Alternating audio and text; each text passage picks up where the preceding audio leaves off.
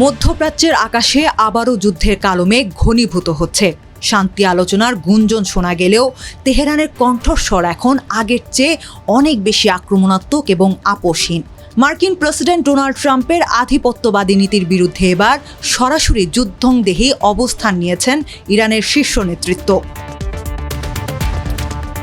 ইরানের president Masoud Pezeshkian ওয়াশিংটনকে একটি কড়া বার্তা দিয়েছেন। ট্রাম্পের পারমাণবিক নিষেধাজ্ঞাকে তুড়ি মেরে উড়িয়ে দিয়ে তিনি প্রশ্ন তুলেছেন, একটি জাতির অধিকার কেড়ে নেওয়ার তিনি কে? পেজিশকিয়ান স্পষ্ট করে দিয়েছেন, কোনো অপরাধ ছাড়াই ইরানের পারমাণবিক অধিকার খর্ব করার কোনো আইনি বা নৈতিক এখতিয়ার যুক্তরাষ্ট্রের নেই। ইরানের নতুন সর্বোচ্চ নেতা মোস্তফা আলী খামেনি সরাসরি সংঘাতের ইঙ্গিত দিয়েছেন।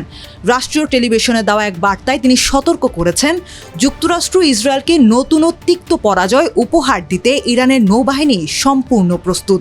তার এই বার্তা কেবল কথার কথা নয়, বরং হরমুজ প্রণালীতে মোতায়েন করা IRGCর আধুনিক সমরাস্ত্রের এক প্রচ্ছন্ন মহড়া।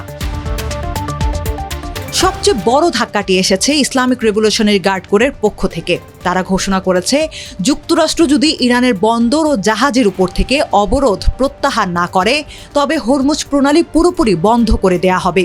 এদিকে আগে জাহাজ চলাচলের জন্য যে বিশেষ করিডোর খোলা রাখা হয়েছিল, তাও বাতিল করেছে তেহরান। এর অর্থ হলো বিশ্বের জ্বালানি সরবরাহের প্রধান ধমনীটি এখন তেহরানের হাতের মুঠোয়, যা বিশ্ব অর্থনীতিতে বড় ধরনের বিপর্যয় ডেকে আনতে পারে। 21 এপ্রিল যুদ্ধবিরতির মেয়াদ শেষ হওয়ার আগেই ইসলামাবাদ ও রাওয়ালপিন্ডিতে যুক্তরাষ্ট্র ইরানের মধ্যে দ্বিতীয় দফার গোপন বৈঠকের প্রস্তুতি চলছে। দুই শহরের নিরাপত্তা এখন নিশ্ছিদ্র, কিন্তু আলোচনার টেবিলে বসার আগেই ইরান যেভাবে নিজের শক্তিমত্তা এবং শর্তহীন অবরোধ প্রত্যাহারের দাবি তুলেছে, তাতে এই বৈঠক সফল হবে কিনা সেটি এখন বড় প্রশ্ন।